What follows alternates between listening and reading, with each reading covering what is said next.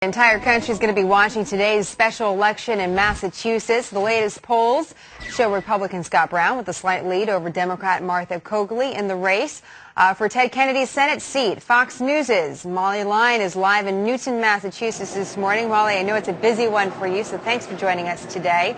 And why don't you just go ahead and give us a rundown on what this race means and what you're watching this morning.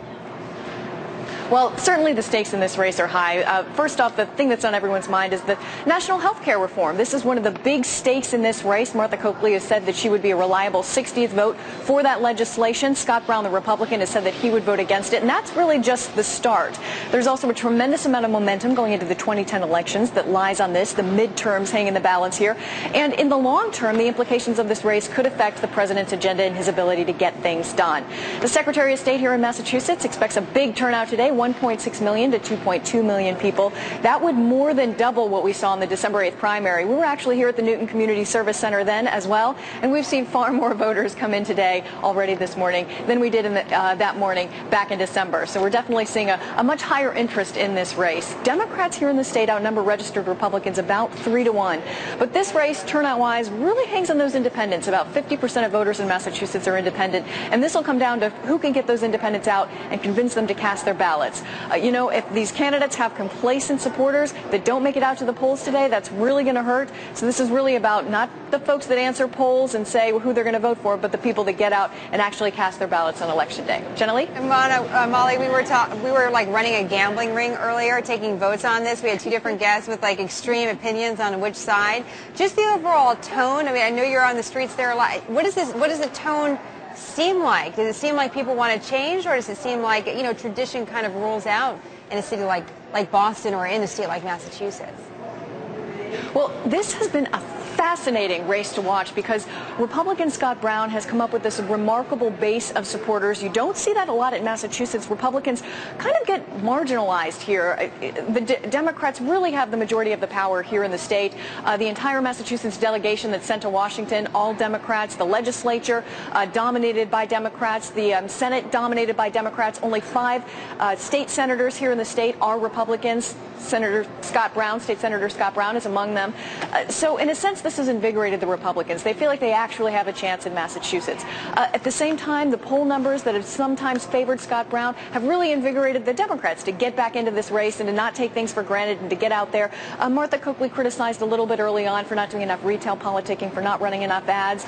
But in the last week, it is clear that there is a race on here. Both sides have certainly gotten to make their case. There's no doubt that anyone could miss who these candidates are, the strong differences between them. So it'll be really interesting to see who actually shows up and casts those ballots. Jenna Lee? All right, Molly, you have a long day ahead of you. Get you some Dunkin' Donuts. We got to get you some delivery right there to where you are.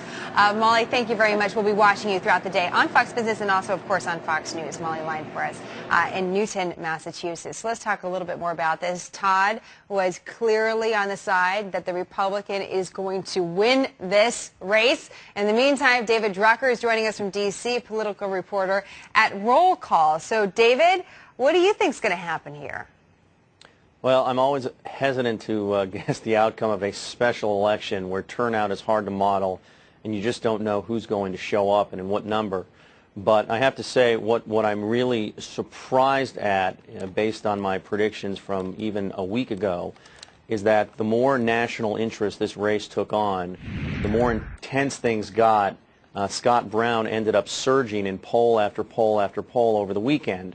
Republicans that I talked to about 10 days ago, when this race was still slightly under the radar, told me they hoped it would stay under the radar because they thought once this thing blew up into a full-fledged campaign, that was good for the Democrats, which makes sense because they outnumber Republicans, like Molly said, 3-1. And the more people that turn out, the more likely it's going to be for a Coakley victory. And yet, as interest has surged in this race, Scott Brown continues to poll very well, and so now I'm afraid to predict that he will lose narrowly. Even though if he does, I think Republicans nationally have already scored a victory because there's no way this seat should have been as competitive as it is. given the political leanings of Massachusetts and who Martha Coakley is running to replace. Yeah, interesting point there. A special election, the way that the Democrats 3-1 versus Republicans. But Todd, we know that independents, according to Molly's report, make up 50% of this constituency in Massachusetts, and you really believe that they're going to go Republican. Why do you think that in a special election like David just mentioned?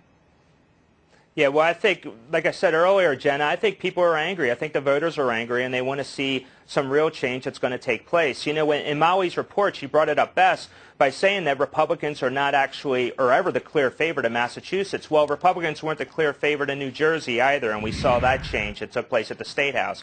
So when you see that type of a change or those types of election outcomes, yeah, you have to think that Brown's going to win this thing hands down. I don't think it's going to be that close. I know that we're talking about some very high poll numbers or high voter turnout numbers that are going to be for today for the election, but I think you're going to actually see Brown win this thing hands down. I would be shocked if he doesn't win this thing by more than 5%. I'll put it out there like that. Well, David, why do you think, Todd, I mean, you said that you don't like to predict elections, maybe going out on a limb the way that Todd is right now. Why? What do you think could derail Todd's prediction there? Well, I don't know that anything's going to derail it. I just think this is so close, and it's hard to predict a turnout model for a special election on the Tuesday after a holiday with very cold weather. I think there's a lot of basis now for Todd's prediction, so it's not easily dismissed. So you think there is a likelihood, or there is a possibility, I should say, likelihood seems clearly, strong, but a possibility it could be a pretty solid victory on the Republican side. Could be, and that's because this race, as I said, as it became more nationalized, Brown continued to surge, and what that told me is that Massachusetts Democrats, whatever message they're trying to send to Beacon Hill, whatever message they're trying to send about their state issues, they're very well aware that Scott Brown is promising to be the 41st vote against health care. They're very well aware that they're voting for a conventionally conservative Republican who's not trying to run as any sort of liberal Republican. He's pro-choice, but other than that, right down the line, he's been very consistent. He's a right-of-center Republican. They know what they're doing, and I think that they're upset with Washington. They don't quite understand the health care bill and why it's been prioritized in their mind over the economy and jobs. They know what they're doing. They're very upset, and they're willing to send this Republican to D.C.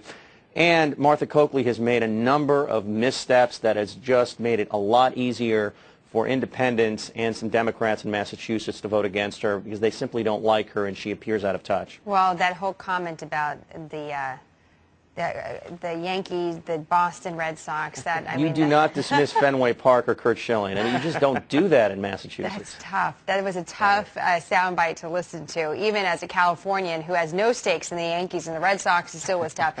Thank you. Even you get that. I totally get it. Are you kidding? I mean, even just, breathing Yankee air in Manhattan, you understand what that's like. You can't make those type of mistakes.